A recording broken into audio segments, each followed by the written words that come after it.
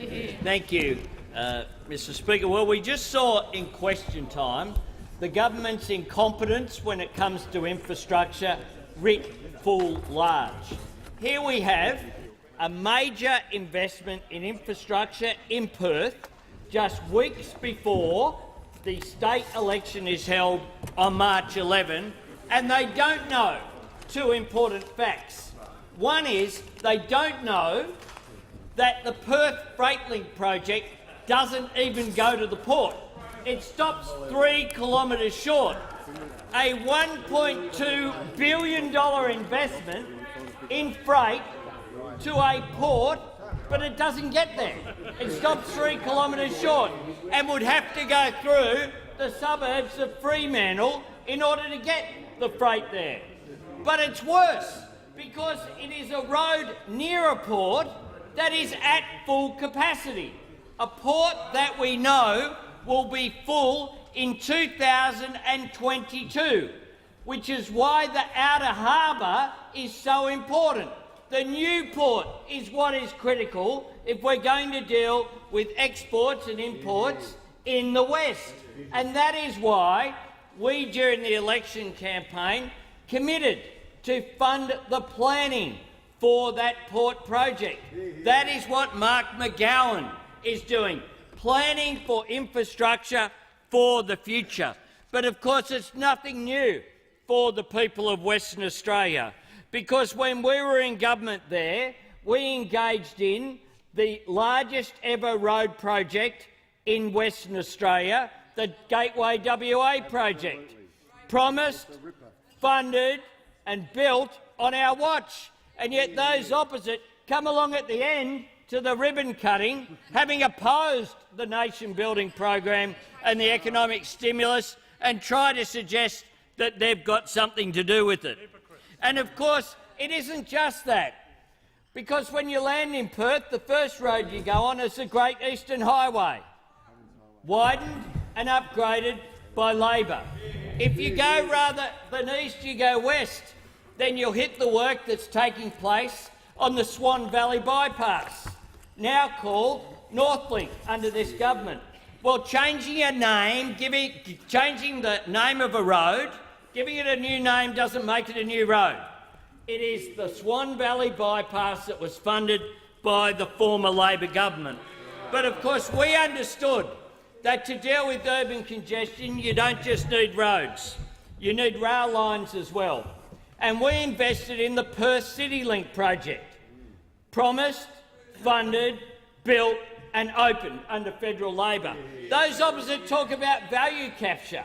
That is a great example of value capture in action, using on top of where the road has been built to build the railway underneath, and then you develop on top to reunite the Perth CBD with the Northbridge Entertainment Precinct. A great example of Labor vision, Labor being engaged in urban policy, Labor being engaged in making our cities more productive, more sustainable and more livable. We aren't just engaged in cities, of course. We did the Great Northern Highway, the North West Coastal Highway, the work around Port Hedland, the work in Kalgoorlie, the Esperance Port Access Road, the work around Bunbury, all delivered as part of the $6.9 billion that we put into Western Australia, where we took investment from the Howard government of $92 per West Australian to up to $261 per West Australian. Tripled the infrastructure investment because we understood that transport infrastructure was critical. But of course we also did the National Broadband Network. We also did the support for hospitals. We also did the support for every school in Western Australia because we understood that that was important. And of course, at the last election, there was a battle that will be played out on March 11, which is, do you put money into a road to a port that's at full capacity, that doesn't even get to the port, or do you build rail infrastructure that will truly build on the legacy of Labor? the legacy that built the Mandurah rail link, the legacy that built the link up to the north, up towards Joondalup. Do you engage in that infrastructure investment? Because that's what's critical. WA Labor have made it clear that their commitment is building the Morley-Ellenbrook line, building the Yanchep line, build the Byford line, commence the Circle line linking the suburbs, start fixing level crossings and, of course, complete the Forestfield to Airport line. That's an example. $500 million that was ripped out of the budget in 2014. 2 years later, in order to compensate for the GST, some funding put back and they pretend it's new. They pretend it's new.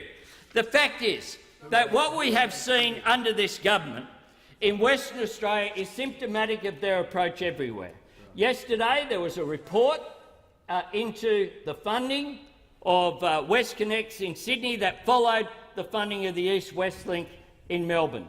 In all these cases, commitments made, money forwarded, taken away from public transport projects like the Melbourne Metro, Cross River Rail in Brisbane, taken away from projects like the M80 in Melbourne that had been approved by Infrastructure Australia, and forwarded as advance payments for projects that had no business case and that weren't ready to proceed. And we wonder why. It's having a negative impact in terms of the economy, because what we see from the Australian Bureau of Statistics is remarkable figures, Mr Deputy Speaker. The figures show in a graph, the red is Labor, the blue is the Coalition.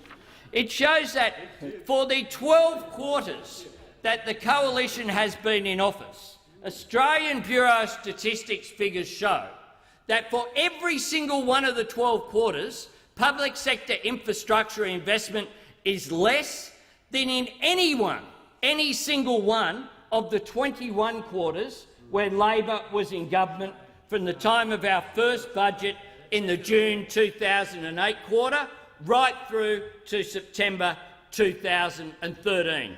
Indeed, in their first 2 years in office, what we saw was a drop in infrastructure investment of some 20%. And they stand up and they speak about the $50 billion fantasy that they have. That's right. When they stood up at the 2014 budget and said, going forward, we have a $50 billion plan. There's just a problem there, which is that budget papers actually get produced and show how much investment is occurring. And what we know is that up to 2019-20, the investment is $34 billion, and beyond that is $8 billion at some unforeseen time, booked into the future.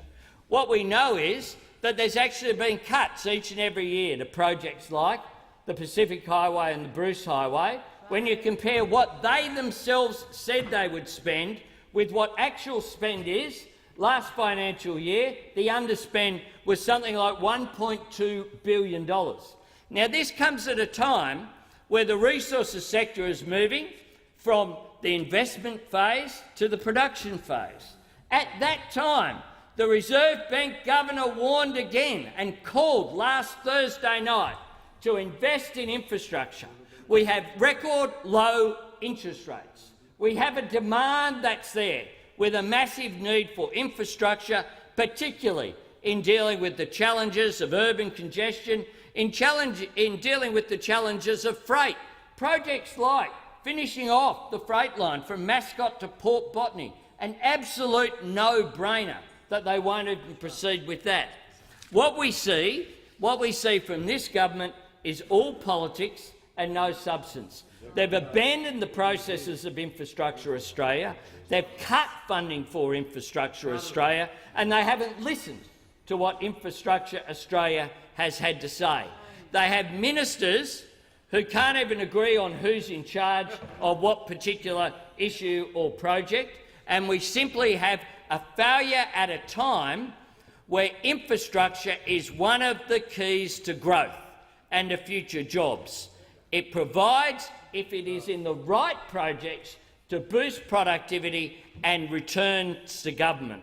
And that's why this government stands condemned whether it be Western Australia or any other state or territory in the nation, for simply failing when it comes to infrastructure.